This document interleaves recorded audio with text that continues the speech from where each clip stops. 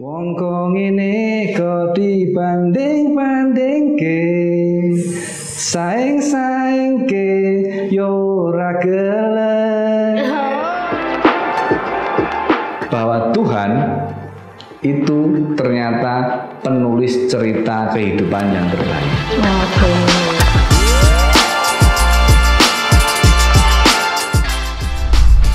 Sala Abadi, kreatif bekerja, ikhlas melayani.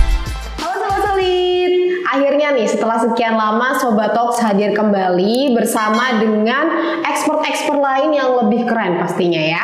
Nah untuk Sobat Talks hari ini kita bakal bersama dengan salah satu dosen jagoan bisa dibilang ya dari Politeknik Admi Surakarta. Nah mungkin bisa kenalan dulu nih bersama dengan Pak Bayu. Silakan Pak. Baik, terima kasih Mbak Yuri. Sebelum perkenalan saya terima kasih dulu sudah diperkenalkan sebagai jagoan tapi saya tidak merasa sebagai jagoan sebetulnya. Tapi yang jelas saya memperkenalkan, saya Bayu Prabandono. Saya lahir, besar dan tumbuh di Solo ini. Saya tadi udah lihat IG-nya, pertanyaan-pertanyaannya. Nah, sekaligus itu sebagai perkenalan saja. Saya hobi olahraga. Olahraga kalau diurutkan yang pertama saya bersepeda. Kemudian badminton sudah dilarang istri karena ada penyakit yang tidak boleh berbadminton. Ya. Kemudian juga selanjutnya di bawahnya itu berenang. Setelah berenang ada olahraga lagi, saya pingpong dan juga basket serta futsal. Yang terakhir saya bal-balan. Wah keren banget nih ya. Di usia Pak Bayu yang sekarang ini sudah apa istilahnya kayak sudah lumayan ya Pak Bayu, tapi lumayan tua.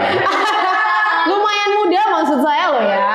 Ya lumayan muda terus tapi tetap bersemangat untuk berolahraga seperti itu. Nah jujur saja nih kalau misal dari aku sendiri ya Pak Bayu, aku tuh sebenarnya sudah sangat sering ketemu sama Pak Bayu berpapasan di kantor sini atau mungkin di agenda-agenda luar. Tapi belum pernah terjadi yang namanya komunikasi dua arah seperti ini gitu. Jadi saya benar-benar ini nih antusias banget gitu. Saya juga antusias. Ini semoga kita bisa berbincang lebih jauh dan juga seru banget karena banyak banget pertanyaan yang sudah masuk seperti yang disebutkan sama Pak Bayu tadi dari teman-teman di IG gitu. Karena ternyata Pak Bayu ini diam-diam populer gitu loh. Ini tadi banyak banget soalnya komentar yang masuk gitu. Tapi nanti bakal disampaikan di akhir aja kali ya. Karena tadi sudah disebutkan kalau Pak Bayu ini adalah seorang yang adalah dosen atau tenaga pendidik ya Pak Bayu ya di Politeknik Admi Surakarta. Mungkin bisa dijelaskan sedikit mengenai Politeknik Admi itu tuh sebenarnya di mana sih dan apa sih? Karena kalau misalnya Yuri sendiri kan pasti udah tahu. Cuman mungkin beberapa sobat solid di rumah ada yang belum tahu. Mungkin bisa dijelaskan Pak Bayu. Sebelumnya tadi sehubungan dengan olahraga, kenapa saya punya semangat? Saya semangat olahraga karena saya semangat sehat. Kenapa semangat sehat? Saya ingin ada acara-acara seperti ini selalu. Saya ingin bertemu orang-orang yang saya cintai dalam kondisi sehat, dengan mahasiswa dan dengan orang-orang di sekitar saya. Nah, kalau mengenai Politeknik Admi Surakarta, wah ini sekalian promo nih dari aku ya. Boleh. Jadi Politeknik Admi Surakarta itu sebenarnya sebuah jawaban yang diberikan dari para pendirinya untuk Indonesia ini.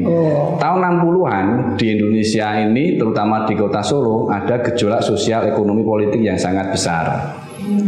Nah, dari sana para pendiri ini berpikir mau memberikan apa nih kepada Indonesia. Kalau memberikan uang, pasti cepat habis. Pikirannya sangat brilian sampai hari ini terasa dampaknya. Dipikirkanlah mendirikan sebuah pendidikan vokasi yang dual sistem atau dikenal saat ini dengan nama Link and Match. Ada Teaching Factory terkenal dengan nama Teva sekarang. Itu tujuannya adalah dulu Indonesia negara yang agraris tahun 60-an. Pemikirnya ini, pendiri ini berpikir besok Indonesia akan menjadi negara industri. Nah, apa yang harus disiapkan? Nah, ada 3 hal. 1, disiapkan anak-anak muda yang punya 3 hal, jujur, terampil, disiplin. Nah, jadi sekolah ini menyiapkan anak-anak muda yang nanti setelah lulus punya jiwa-jiwa yang jujur, terampil, dan disiplin. Itu. Jadi Politeknik Admi didirikan dengan fondasinya itu dulu. Nah, selama pendidikannya, bagaimana menjaga kejujurannya? Nah, 1, waktu kami belajar Kalau kami berbuat curang, dikeluarkan. Oke. Itu mencuri, nyontek, SP. Ya, jadi kalau dulu yang hobi-hobi nyontek, udah di SP dari awal. Ya, biar nggak kena SP ada 2 cara. Satu, hilangkan jiwa menyontek. Yang kedua, pelajarilah cara nyontek biar tidak ketahuan. Nah itu. Gimana nih? Ya. Oke. Untuk terampilnya di tempat kami sistem dual sistem ini adalah 33% teori, 67% praktek di bengkel. Dan itu dijabarkan dalam kurikulum dan jadwalnya berupa jadwal blok. 2 minggu kami teori, 4 minggu praktek. Perharinya 8 jam. Setiap siswa, baik ini tidak hanya promo admin tapi juga SMK MIKL, 1 harinya 8 jam. 1 anak mengoperasionalkan 1 mesin. Nah ini dari sisi keterampilannya. Jadi kompetensinya harus tercapai. 8 jam itu juga harus tercapai. Kalau sampai anaknya izin tidak masuk, harus menggantikannya. Nah kedisiplinan ini yang perlu Anda, mbak-mbak di sini, mas-mas ini ya, sobat-sobat solid ya namanya. Wah, sobat solid ini. Kalau saya sahabat hebat ya. Sobat hebat, baik. Nah, untuk yang disiplin ini kita dalam proses belajar di ADMI itu ada sistem namanya absensi seperti di perusahaan di dunia industri. Datang masuk jam 7.00, istirahat jam 12.00, masuk lagi jam 13.00, pulangnya jam 16.00. Kenapa saya selalu bilang 00? Karena kalau anak-anak terlambat datangnya jam 7.01, mereka harus lembur 30 menit. Oke. Nah, kalau mereka tidak masuk, besok mereka harus masuk di section yang sama untuk memenuhi kompetensinya. Jadi kalau belum terpenuhi kompetensinya, mereka belum keluar nih nilainya. Itu dari sisi kedisiplinannya. Jadi satu rangkaian proses pendidikan bisa mengajarkan 3 hal ini.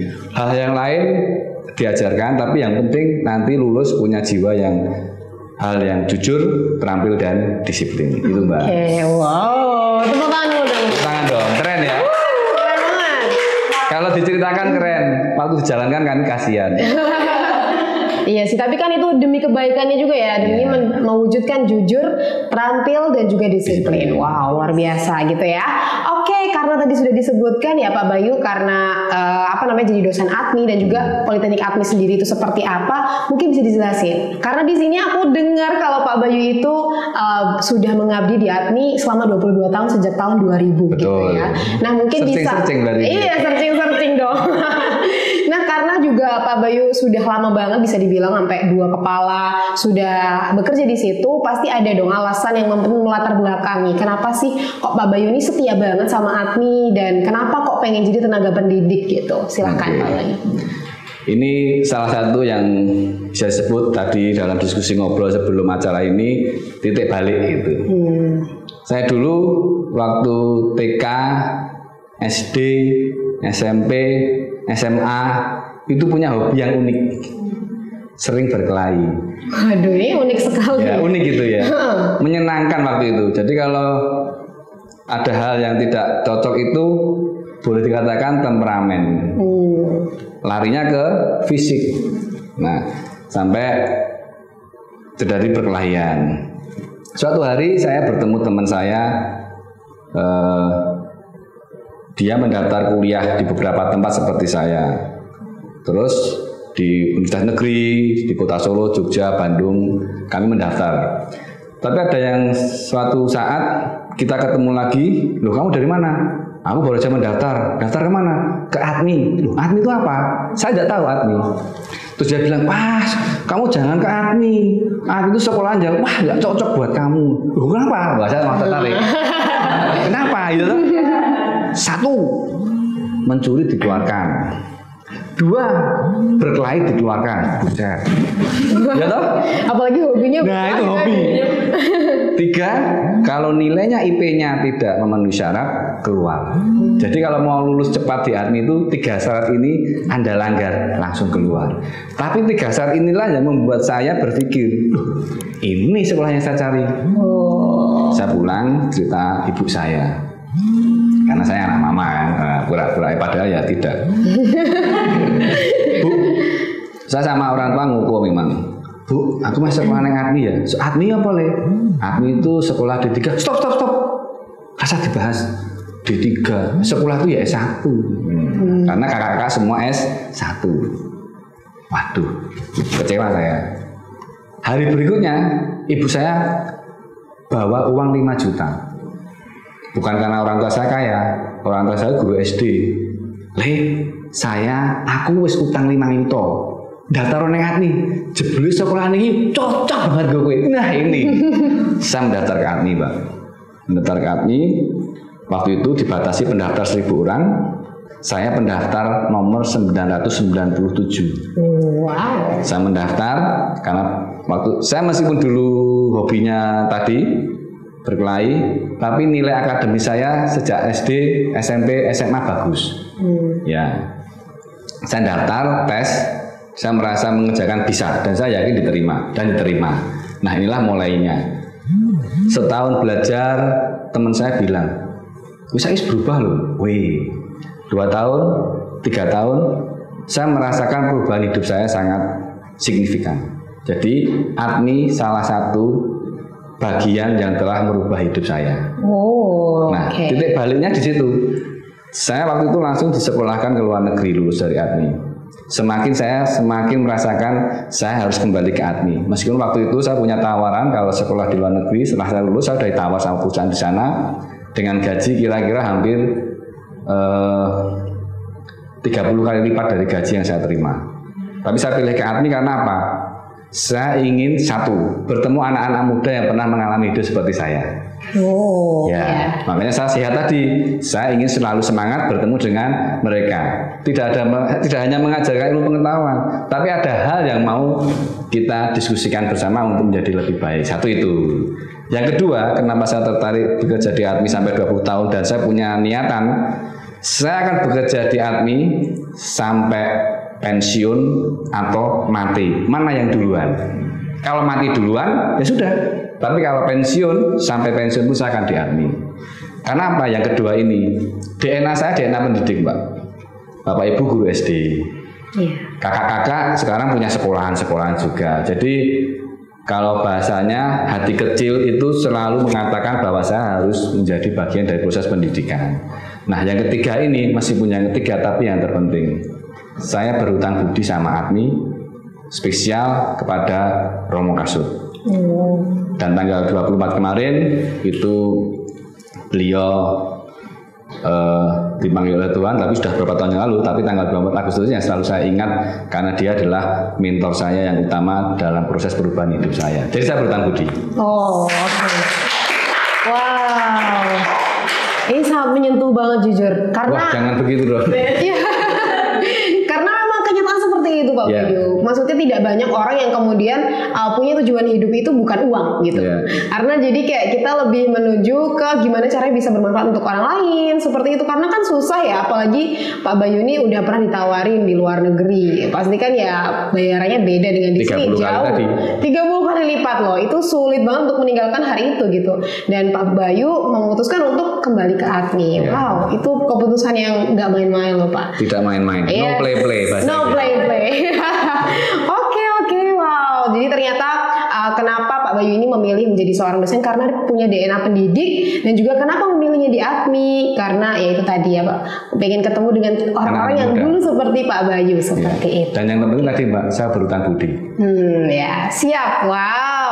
Jadi semoga cerita ini tadi bisa didengar sama teman-teman ATMI, maksudnya teman-teman mahasiswa ya, supaya bisa belajar gitu. Teman-teman yang di dunia pendidikan. Iya betul banget. Oke, lanjut lagi mungkin Pak Bayu, karena selaku dosen Politeknik ATMI yang terkenal dengan pendidikan tekniknya ya pasti karena ATMI gitu kan. Boleh dong Pak Bayu diceritakan sedikit mengenai Politeknik ATMI, apa sih yang menarik dan berbeda daripada yang lainnya seperti itu? Oke. Kalau sekolah vokasi semua memang hampir sama, yang diajarkan dari sisi vokasi atau kejuruan, di mana praktek itu dikedepankan. Tetapi pembedanya adalah di ATMI itu ada satu hal, karena foundingnya itu dari Serikat Yesuit, itu Romo-Romo atau pastor, ada namanya Spirit Ignatian. Nah, jadi kami ada pedagogik namanya, cara mengajar dengan cara Spirit Ignatian. Dan itu dijabarkan dalam proses pembelajaran agar nantinya anak-anak ini punya karakter 4C namanya. Oke. 4C ini biasa jelaskan, nanti C artinya banyak banget soalnya itu, karena kata-kata C itu istilahnya namanya C Camelia, bukan. Yang nomor 2 Selina, bukan itu ya. Itu beda dari saya ya. Jadi 4C ini pertama adalah mengenai kompetens. Kompetens itu adalah dalam hal ini keterampilan. Jadi nanti lulus harus kompetens, harus terampil, harus kompeten dalam hal yang harus dikuasai. Kemudian conscience itu adalah tanggung jawab moral. Jadi selama pendidikan kami jalankan itu secara tidak langsung mahasiswa atau siswa ini akan mempunyai tanggung jawab moral. Kenapa? Karena produk-produk yang dikerjakan di tempat kami, yang dikerjakan siswa, itu dikerjakan karena ada pesanan dari customer. Bukan pesanan yang dikerjakan kemudian tidak dipakai, bukan. Jadi sebuah produk yang dikerjakan siswa dan nanti akan dipakai oleh customer. Jadi harus berfungsi dengan baik. Nah, sehingga saat mereka mengerjakan benda kerja ini otomatis punya tanggung jawab moral, harus jadi berfungsi baik. Apalagi tanda petik, ada beberapa produk itu alat-alat kesehatan seperti sobat solid ya. Harus tahu di sini ada produk namanya antropometri ya. Itu untuk salah satu supporting buat anak-anak yang tumbuh ya tidak kena stunting ya kan itu. Itu punya tanggung jawab moral. Jadi Sulabadi juga punya tanggung jawab moral dong. Yang dikerjakan itu harus punya kepresisian yang baik. Kenapa harus presisi baik? Alat kesehatan. Kita pernah bikin alat namanya bur untuk tempurung kepala. Mata burnya. Kalau nggak presisi, nyun sewu, saat ngebur justru bisa melukai dan memperparah atau merusak tempurung. Nah, jadi terampil, dapat tanggung jawab moral, sudah otomatis diajarkan, kan diterangkan. Yang kamu kerjakan ini barang-barangnya untuk ini loh. Nah, itu tanggung jawab moralnya saya tidak langsung dapat. Nah, yang ketiga ini Mbak, namanya compassion. Apa itu? Kepedulian terhadap sosial. Jadi kami di mahasiswa kami, cara belajar kami secara automatically itu akan peduli terhadap sosial. Setiap harinya akan merasakan kepedulian sosial karena kami diajarkan untuk saling menolong. Sama dosennya manggilnya bukan Pak, juga bukan Mbah. Meskipun rambut saya putih tidak dipanggil Mbah. Panggilnya Mas. Nah, kami diajarkan untuk selalu menolong dan saling membantu. Nah, kenapa diajarkan saling menolong dan membantu? Karena nanti setelah Anda lulus, kita bekerja tidak sendirian, tetapi selalu berkomunikasi dan sinergi dengan orang lain. Keempat, kita punya komitmen. C yang keempat, komitmen. Komitmennya apa? 3 di atas tadi, kita harus punya komitmen seperti tagline-nya sini ya. Kita harus mempertanggungjawabkan apa yang sudah kita lakukan dan yang terpenting dengan ikhlas. Keempatnya itu Mbak, salah satu yang dilakukan di ATMI yang menarik. Itu namanya kita dalam mendampingi anak-anak muda itu namanya kura personalis. Kura personalis betul. Jadi itu sesuatu metode pendidikan di mana kita pemeliharaan pribadi. Wah, bahasanya agak berat filosofis banget ya. Ini pemeliharaan pribadi maksudnya apa? Dalam kita mendampingi mahasiswa, kita harus menghargai keunikan masing-masing mahasiswa. Harus kita hargai keunikannya itu. Jangan kita memvonis keunikan itu sebagai sesuatu yang melemahkan, tidak. Tapi kita hargai keunikannya sebagai martabat manusia yang utuh. Ada satu cara lagi yang menarik di ATMI dalam sisi kura personalis tadi. Mungkin sahabat-sahabat di sini yang bergerak di dunia pendidikan, di tempat perkuliahan, belajarnya datang, duduk, mendengarkan proses pembelajaran. Terus mahasiswa biasanya nunggu-nunggu kapan nih istirahat ya. Dosennya juga kok jamnya lama banget ya. Nah, kalau kita tidak, saat pembelajaran terjadi, setiap tahunnya kami mengkonfirmasi apakah proses pembelajaran ini punya dampak terhadap mahasiswa. Karena pendidikan ada 3 hal. 1, mengenai kognitif, mengenai pengetahuan, teori dan sebagainya. Kedua, mengenai afeksi. Afeksi itu adalah ya interaksi ini menjadi gesekan. Lah, apakah gesekan ini punya pengaruh dalam hidupnya? Perlu dikonfirmasi. Setiap tahun ADMI mengkonfirmasi 2 kali. Apakah afeksi ini punya dampak, terutama dampak dalam hal kejiwaannya, sakit hati atau tidak. Dan ketiga, mengenai psikomotorik. Psikomotorik kita terapkan melalui proses praktek. Nah, itu Mbak, mengenai afeksi saya jelaskan sedikit saja ya. Durasi ini soalnya. Santai aja Pak Bayu. Sekalian promo, biar orang tertarik. Bapak Ibu sekalian, kalau melihat di sini dan teman-teman yang ingin sekolah di ADMI, proses afeksi di ADMI memang dosennya galak, tapi bukan killer. Dosennya strict, ya. Dan terjadi gesekan. Memang harus ada gesekan, afeksi namanya. Nah, gesekannya dalam bentuk kasih sayang atau tidak. Keras pun itu juga punya kasih sayang. Nah, itu terbukti. Di tempat kami ada satu proses di tingkat 1, kalau yang muslim seperti pesantren kilat, kalau yang non muslim Nasrani itu ada proses retret. Jadi tahun pertama ada retret, ada pesantren kilat untuk menanyakan niat kamu sekolah di sini apa. Apakah niatnya benar-benar dari diri pribadi atau bukan, atau dorongan dari orang tua. Akan punya beda pengaruhnya. Anak yang sekolah karena dorongan pribadi akan seperti ini. Kalau anak yang sekolah karena ada dorongan atau bahkan paksaan akan seperti ini. Itu tingkat 1, dikonfirmasi dulu. Setelah tingkat 2, dikonfirmasi lagi. Ada namanya, istilahnya yang terkenal anak-anak itu namanya matras. Matras. Apa tuh Pak? Nah, matras. Tempat tidur. Oh, iya sih. Jadi ada suatu proses, dan ini sudah proses ini pakai metode yang sudah terbukti dengan baik. Anak-anak tingkat 2 ini diajak jalan-jalan sejauh 40 km, kira-kira seperti itu. 40 km jalan. Pernah terjadi jalannya dari Solo sampai ke Tawangmangu, jalan kaki. Oh, oke. Kalau mau ikut nyoba boleh. Setelah sampai Tawangmangu, mereka mandi, bersih-bersih, ditempatkan dalam aula, dikasih matras untuk tiduran. Nah, pada saat setengah tiduran itu mereka diberi sugesti, kayak hipnotis gitu, karena sugesti, dan akhirnya kalau anak yang punya masalah, maksudnya punya masalah dalam dirinya, itu langsung terpancing. Biasanya wah marah, dan marahnya itu sampai ada yang sampai mukul-mukul lantai.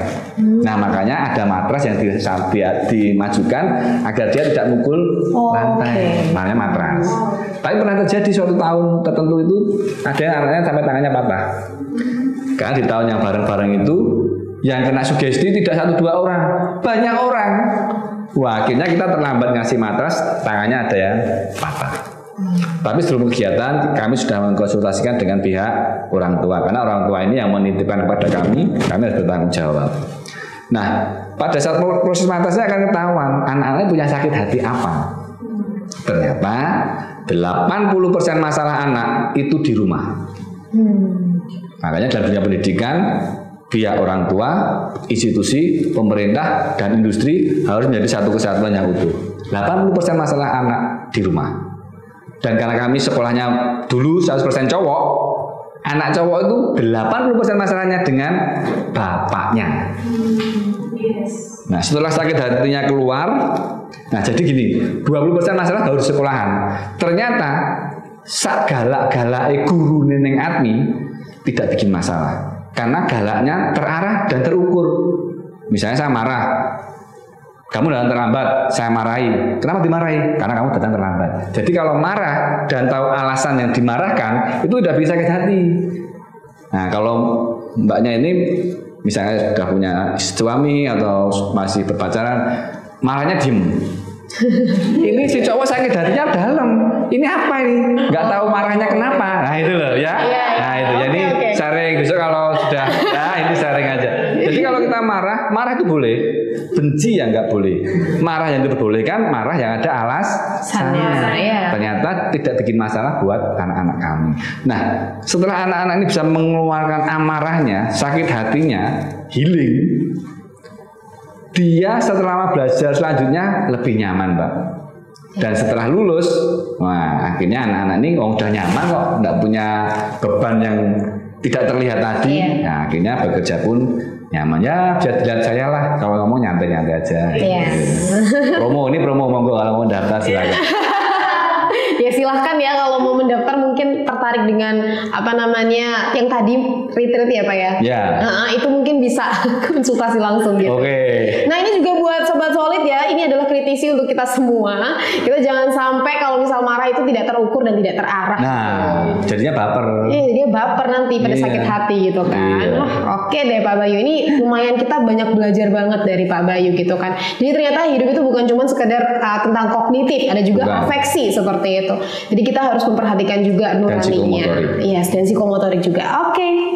Wah luar biasa sih Pak Bayu ya, kisah hidupnya dan juga caranya beliau untuk mengetreat atau memperlakukan mahasiswa itu bisa dibilang beda dari yang lain ya Pak ya.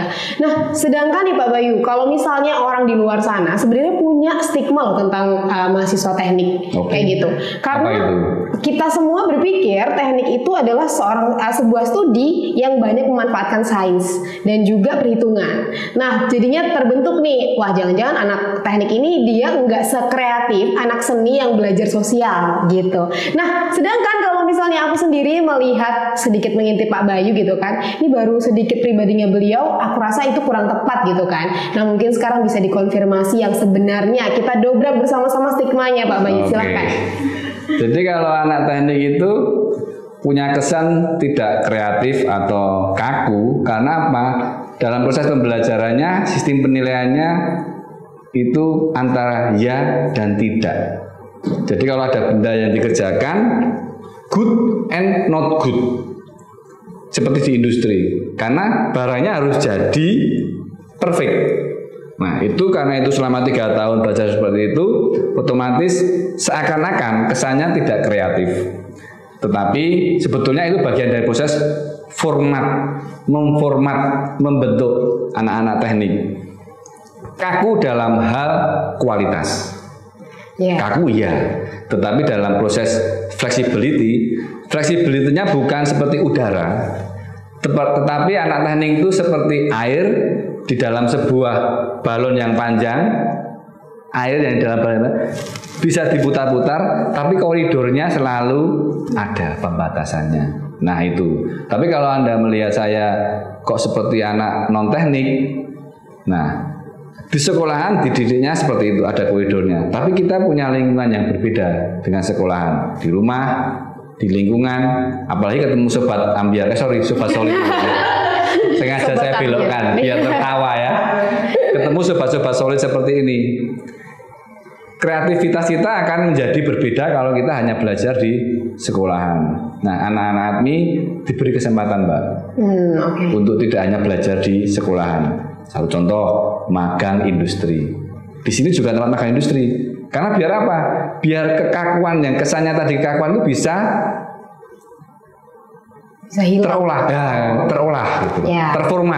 Terformat dengan baik dengan magang industri. Jadi kekakuan di sini sebetulnya kekakuan dalam hal yang sifatnya kualitas yang harus kita jaga membuat sebuah produk. Kreativitas memang tergantung anaknya mau berorganisasi atau mau berinteraksi dengan dunia luar, itu akan menjadi mereka lebih kreatif. Ya, jadi tetap diolah di luar gitu ya. Kalau misalnya kaku itu sebenarnya cuma sekedar formatnya saja. Formatnya untuk menjaga kualitas produk yang dia kerjakan. Iya, karena quality control itu penting apalagi di anak teknik gitu.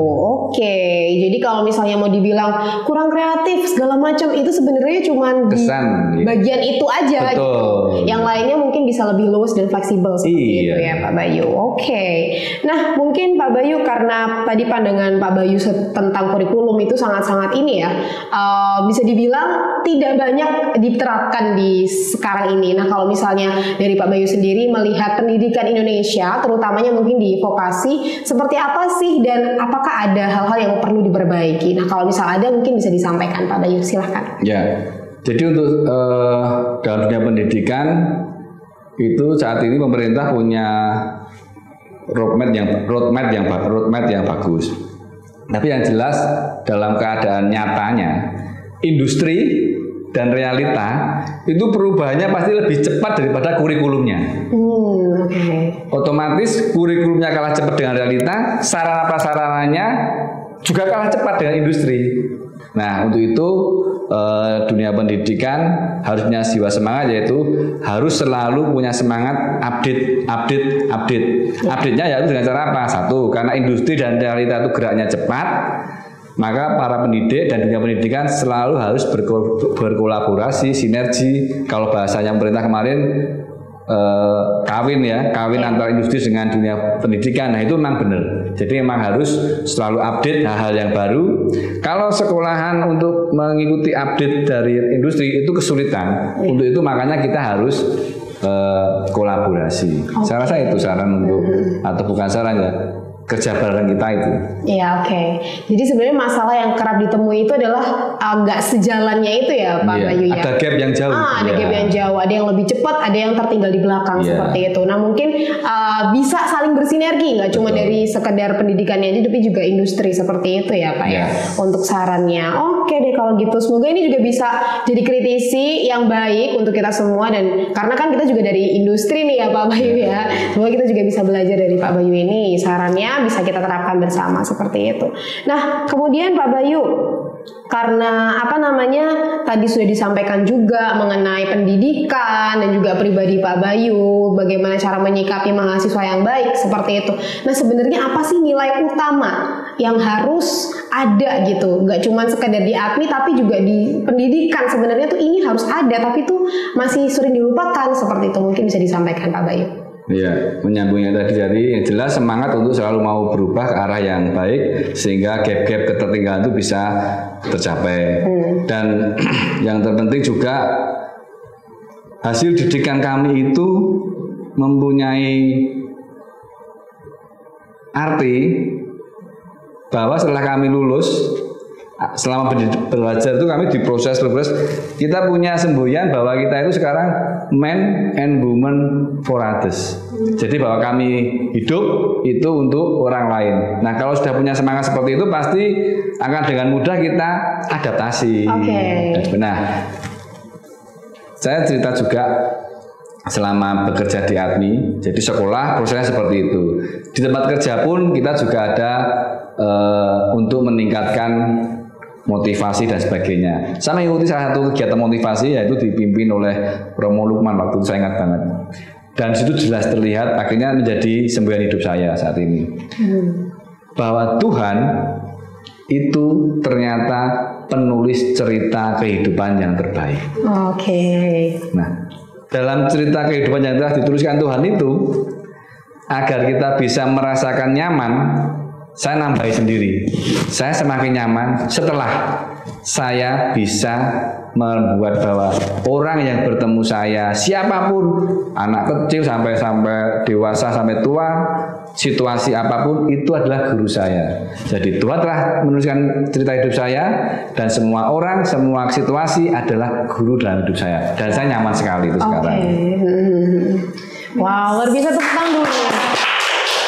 Jadi ini untungnya ada audiensnya di sini, jadi bisa langsung gitu melihat betapa ini tuh emang benar-benar bisa dibilang Pak Bayu tuh inspiratif gitu. Karena sulit untuk menanamkan itu gitu Pak. Wah, ini curiga diundang terus nanti saya.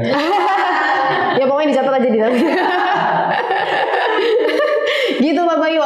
Jadi teman-teman mungkin ini juga bisa jadi hal yang kita bisa ambil gitu untuk selalu memaknai kehidupan seperti itu ya Pak Bayu, dengan melihat orang yang ada di sekitar kita itu sebagai guru kita. Jadi kita tidak pernah merasa tinggi hati, tidak merasa paling tahu. Jadi kita bisa terus-terusan belajar seperti itu. Siap Pak Bayu. Dan mulai saat menemukan semboyan itu saya mulai bisa, dulu saya tidak bisa, mulai bisa cium tangan orang tua. Oh iya. Ya, cium tangan orang yang lebih tua, bahkan yang lebih muda pun saya cium tangan nggak masalah, karena itu guru saya.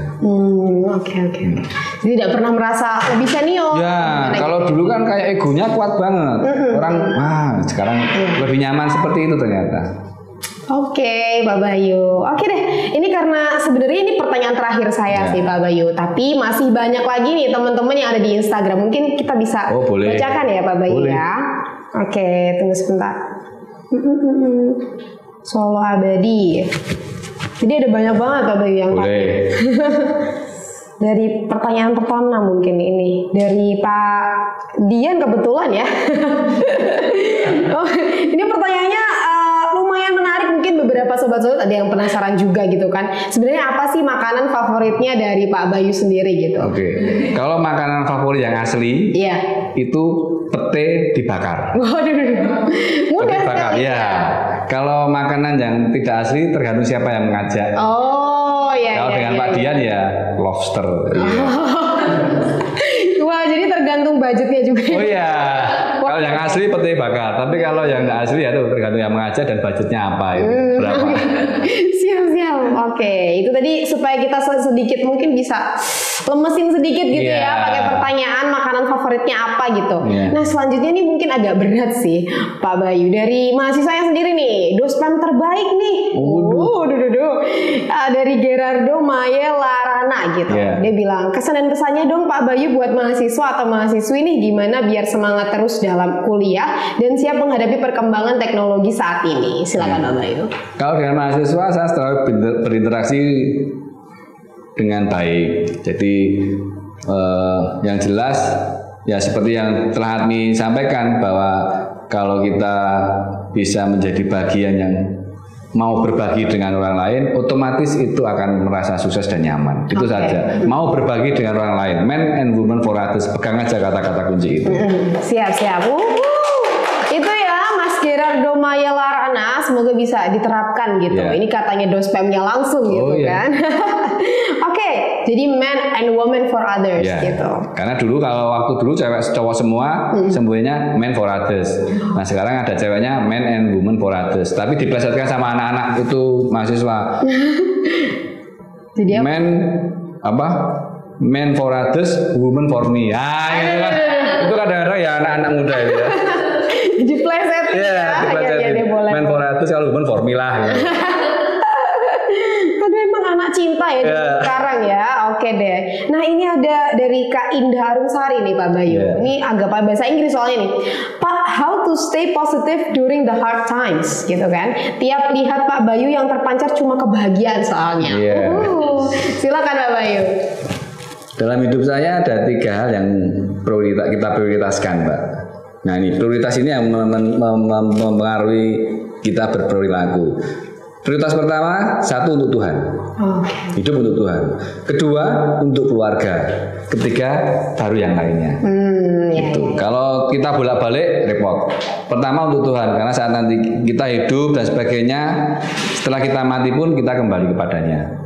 Nah, kalau untuk keluarga, dialah yang nantinya sampai kapanpun yang membuat kita lebih bahagia. Yang lainnya itu ketiga. Siap. Jadi kalau misal kita punya prinsip seperti itu, nanti bisa positif terus gitu ya? Iya. Di balik kesuksesan kita pasti ada yang di belakang kita, siapa dong?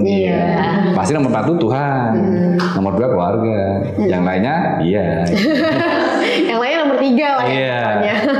Oke Pak Bayu, ini ada lagi nih dari Kak CLL Larasati.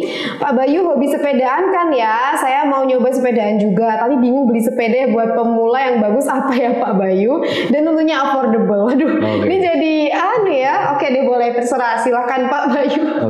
Saya bersepeda sejak tahun 2005. Nah, waktu dulu saya nggak punya mentor untuk bagaimana memilih sepeda. Yang penting beli di toko sesuai budget. Jadi tapi setelah saya punya mentor-mentor, ternyata memang yang penting kita sukanya trek apa.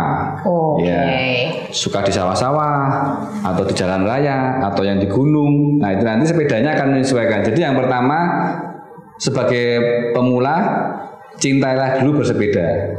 Jadi sepedanya apapun, kita cintai dulu bersepeda. Setelah tahu passionnya, rutenya mana, baru nanti kita pilih sepeda sesuai dengan passion kita. Kalau saya pribadi, sepedanya saya lengkapi. Oh gitu. Sally untuk kota-kota dan bisa dibawa mobil kemana-mana. Saya punya tandem, sepeda tandem. Saya punya, karena saya ingin bersepeda bersama istri saya. Balap ada, karena saya punya komunitas yang juga kalau goes jauh, gitu, sampai Tamangu, Parangtritis, gitu. Nah, pilihannya yang pertama cintai dulu sepedanya dengan sepeda apapun. Iya, oke. Dan sesuai budget. Oke, jadi itu ya Kak CLL Larasati kalau misalnya mau suka bersepeda gitu kan, lagi pemula gitu. Iya. Nah takutnya kan kalau misalnya sudah terlanjur beli segala macam, belum mencintai kan bisa jadi musiman ya Pak Bayu ya. Betul, seperti kemarin baru kenal sepeda, beli yang mahal, sekarang jadi kolektor sepeda. Nah kalau Pak Bayu ini saya perhatikan ternyata orangnya benar-benar kalau misal suka sesuatu tuh didalami banget gitu ya. Ya, saya pelajari. Oke. Nah mungkin buat kita juga nih, karena kan mungkin banyak teman-teman yang FOMO ya, takut ketinggalan segala macem, malahan jadinya terbengkalai gitu, hobinya tidak didalami dan malahan kita nanti menyesal akhirnya gitu ya Pak ya. Biar gak menyesal, kalau terlanjur beli dan gak menyesal, berikan pada kami pencinta sepeda. Ya, biar bermanfaat. Iya, itu aja. Daripada terbengkalai di rumah gitu ya. Serahkan pada kami para goes lover ini, nanti sepedanya bermanfaat, membuat kami lebih sehat, dan itu menjadi amal ibadahnya. Monggo sepedanya kasih ke saya. Nah kalau misal dari komunitas tadi kan disebutkan ya sama Pak Bayu, komunitas bersepeda mungkin bisa dipromosiin juga dong, biar teman-teman di luar nih yang aduh pengen mulai bersepeda tapi kalau misalnya nggak gabung komunitas kayak gimana gitu, nah mungkin bisa dipromosiin sedikit Pak Bayu. Komunitas sepeda saya yang pertama keluarga. Yang kedua, di tempat kerja saya kita punya komunitas sepeda namanya Mikael Cyclist Club. Mikael Cyclist Club. Itu semua mahasiswa, siswa, karyawan yang sudah pensiun, alumni boleh gabung. Ya, di ikatan alumni saya ada 2 grup sepeda yang dari SMA namanya Kasmagata Goes. Kasmagata Goes. Ya, saya ikut ngurus juga, dan yang satu Ikami Goes. Ya, saya juga ikut ngurus. Jadi jadwalnya bisa kita atur biar nanti tiap minggu rutin bersepeda. Oh iya loh. Tujuannya bukan untuk bagus-bagusan sepeda, tapi yang jelas sehat. Kalau bagusnya sepeda itu bonus. Oke. Tapi kalau misalnya orang lain nih, orang yang bukan termasuk alumni gitu, itu boleh nggak sih bergabung? Boleh dong. Oh boleh. Iya. Bersepeda itu universal kok. Iya. Yang penting ada sepedanya. Kalau yang nggak punya sepeda boleh gabung, boleh. Apalagi sobat solid, siapkan kamera, sepeda motor, syutinglah kami dalam bersepeda. Ya. Siap Pak. Ya kan. Nanti bisa makan bareng, ngobrol bareng, sharing-sharing, menyenangkan kok. Jadi sepeda sambil istilahnya yang kita charge bukan cuma tenaga tapi juga pikiran gitu ya Pak Bayu ya. Dan bersepeda itu ternyata ada manajemennya loh Mbak. Oh ada manajemennya? Gimana tuh Pak Bayu? Saya sekarang suka bersepeda yang nanjak karena itu bisa melatih kesabaran. Dan kita punya manajemen. Kita berangkat dari rumah jam 5. Rute yang kita pilih mana? Nanti kita harus memanajemen tenaga kita biar nanti pulang bisa tetap fit. Nah kalau nggak punya manajemen itu, nah masalah. Misalnya kelelahan, kecapean, udah sampai rumah.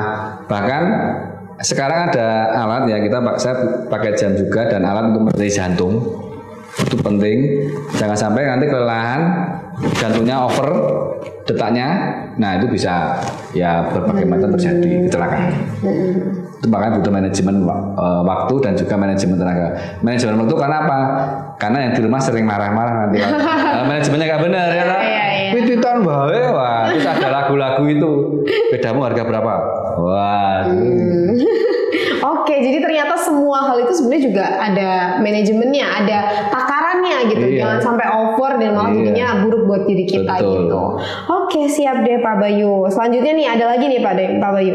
Memang Bapak Bayu, oh bukan, ini doa sih Bapak Bayu. Memang Bapak Bayu paling spesial buat kami. Sehat selalu Bapak Bayu Prabono. Amin. Ini dari Iqbal Rizky F. Oh ya. Dulu bimbingan TA saya itu. Siap. Ini ada lagi nih Pak. Kalau yang ini pertanyaan beneran dari FJR Nugroho ____. Ada hal yang pengen banget dilakuin tapi belum sampai kesampaian nggak Pak Bayu sampai sekarang gitu? Mungkin bisa dijawab Pak Bayu. Hal yang belum tersampaikan sampai hari ini ya. Apa ya, malah bingung itu pertanyaannya. Karena saya merasakan semua hal itu bermanfaat itu loh. Oh gitu. Ya, jadi kalau yang belum kesampaian ya mungkin sesuatu yang belum saya lakukan. Oke. Jadi sejauh ini masih belum ada lah goal selanjutnya gitu ya Pak Bayu ya. Iya, karena goal saya mengalir. Mengalir. Setiap ketemu orang dengan guru-guru yang baru, jadi punya milestone baru lagi. Ya, ketemu orang yang hobinya apa. Nah, saya juga punya hobi saya mengumpulkan kayu-kayu tua. Nah, itu terus mengalir sampai seperti itu. Oke, jadi belum ada yang kayak ini aku harus kejar gitu, nggak ada ya Pak ya. Jadi mengalir aja. Mengalir, nggak ngoyo soalnya. Nggak ngoyo ya. Soalnya kalau ngoyo juga stres ya Pak. Oke deh kalau gitu. Ada lagi nih Pak Bayu dari Gacakun, dosen pembimbing terbaik yang pernah saya temui. Wah, ini kayaknya emang dosen jagoan kan saya bilang tadi Pak Bayu. Bukan. Karena teman-temannya. Karena mereka saya anggap guru saya, sehingga saya harus melayani dia dengan baik. Siap. Otomatis dia merasa nyaman aja. Oke. Nah, terus dia bilang juga selalu memberikan semangat tiada henti, sukses dan sehat selalu Pak Bayu. Spill bagaimana caranya agar mampu memiliki karisma dan wibawa yang oke Pak. Iya, bertemanlah dengan orang yang baik. Oke. Itu aja Pak. Ya, sama minum teh hangat dengan orang yang baik. Nah, ya lah. Ujung-ujungnya bersama dengan orang yang baik selalu. Dan semua orang baik, tidak ada yang nggak baik. Pengalaman hidup saya seperti itu. Jadi ini sedikit cerita. Iya, boleh silakan. Mungkin pengalaman hidup saya juga, mungkin para penonton juga di sini. Waktu kita sekolah, ada yang dibilang bodoh oleh guru maupun orang tua. Padahal nggak ada orang bodoh ternyata. Iya. Ya, jadi waktu saya belajar di Eropa, ternyata sejak TK anak-anak ini sudah diketahui bakatnya. Ada yang bakat vokasi, ada yang bakat university misalnya, dua ini.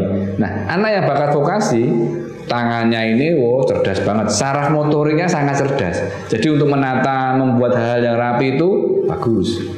Sedangkan anak yang university, kecerdasannya di kognitif tadi. Misal, saya dengan Mbak Yuri nih duduk, anak TK, ada guru TK datang. Mbak Yuri, kelihatan ini anak university ya, wajahnya anak university. Kalau saya kan orang tukang ya, kelihatan ini anak vokasi. Si bu guru datang bawa kayu balok-balok. Yuri, kami hitung berapa jumlah balok yang dibutuhkan untuk membangun rumah seperti ini. Yuri karena anak university cepat, karena anak university. 10 balok bu guru. Bayu, coba kamu rakit, cepet dan rapi. Karena saya anak vokasi. Biasanya dibalik sama bu guru. Bayu, tolong dong hitung jumlah balok ini yang dibutuhkan berapa. Wah, lama banget. Bodoh kamu. Tidak boleh, karena dia anak vokasi. Jadi semua orang pasti baik. Hanya saat kita punya perasaan yang berbeda, merasa dia nggak baik. Nah, kalau itu makin nyaman. Hidup kita nyaman, ketemu orang nyaman-nyaman saja. Ini juga mungkin bisa dikritisi sih ya Pak Bayu untuk kita semua, karena kita sukanya tuh zaman sekarang tuh menghakimi gitu. Bahkan nggak kenal pun kita komenin, mereka kumlot, nggak pernah sekolah SH jadi hakim ya lah. Padahal ya menghakimi sana sini, padahal belum pernah kuliah SH. Belum pernah kuliah hukum, tahu jadi hakim, menghakimi orang lain. Iya, itu hati-hati ya, soalnya itu bisa menyakiti hati orang gitu ya Pak Bayu ya. Padahal kalau sakit hati tadi mengeluarkannya sampai tangan patah ya. Berarti saking menyakitkannya gitu kan? Iya, sangat dalam. Itu sampai marah, marah banget itu. Dan itu setengah sadar, marah banget. Itu sakit hati yang terlalu dalam, namanya kepahitan. Itu mengeluarkannya butuh waktu yang lama. Makanya jangan kalau merasa nggak enak sama siapapun, segera sampaikan, sharing aja. Karena kepahitan itu mungkin bisa jadi karena kita gitu. Pasti kan kita nggak ada yang mau jadi sumber kepahitan orang lain.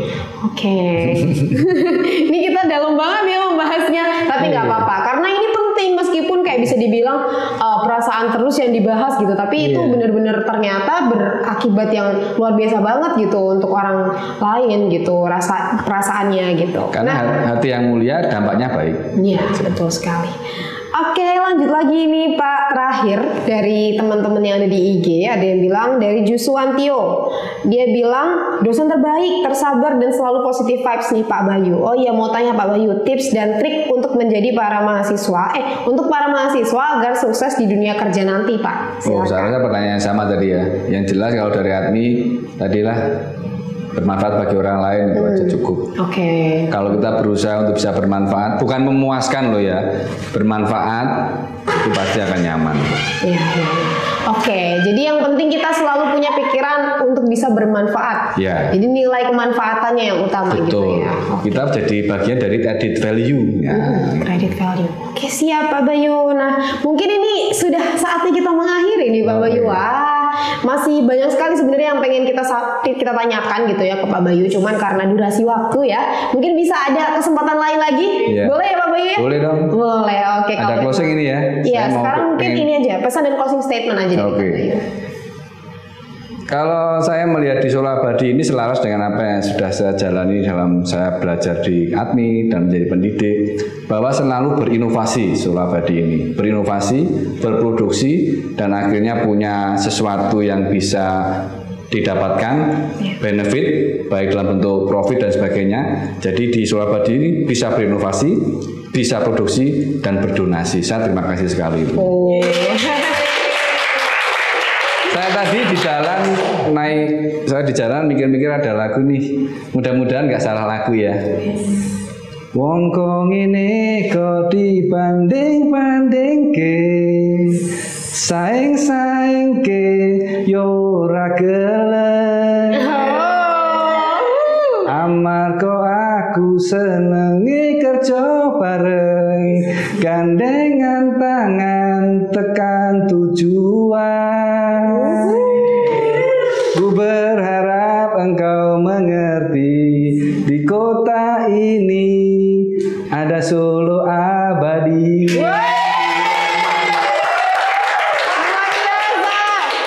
Luar biasa banget, terima kasih banyak Pak Bayu. Ya ampun, ini sampai dibikinin lagu loh ya. Luar biasa. Yang baru viral ya. Iya, yang baru viral ya. Jadi kita benar-benar, ini tersanjung banget. Gimana nih? Kita nggak bisa kasih lagu juga Pak. Tapi saya udah dikasih 2 gelas teh, seneng kok. Bahagia itu sederhana kata Pak Bayu ya. Oke deh kalau gitu. Wah, terima kasih banyak Pak Bayu sudah mau bersama Yuri di sini menjelaskan mengenai teknik dan juga mungkin apa aja hal-hal yang mengikutinya gitu, dan semoga bisa jadi kritisi dan juga saran untuk kita sendiri membangun diri kita lebih baik lagi gitu. Terima kasih banyak Pak Bayu. Nah, mungkin itu ya Sobat Solid, semoga kamu bisa mengambil apa yang baik dari sini, dan kalau misalnya itu kamu rasa kurang baik buat kamu ya tidak usah diambil gitu ya. Dan itu mungkin semoga kita bisa ketemu lagi di kesempatan selanjutnya bersama Pak Bayu atau dengan expert lainnya. Mungkin itu aja Pak Bayu, kita bilang bareng-bareng see you Sobat Solid gitu ya. Oke. Lihat di kamera mana nih? Sini ya. Oke. Kita bareng-bareng dada-dada gitu ya Pak ya. 1, 2, 3. See you Sobat Solid. Terima kasih Pak Bayu. Solo Abadi, kreatif bekerja, ikhlas melayani.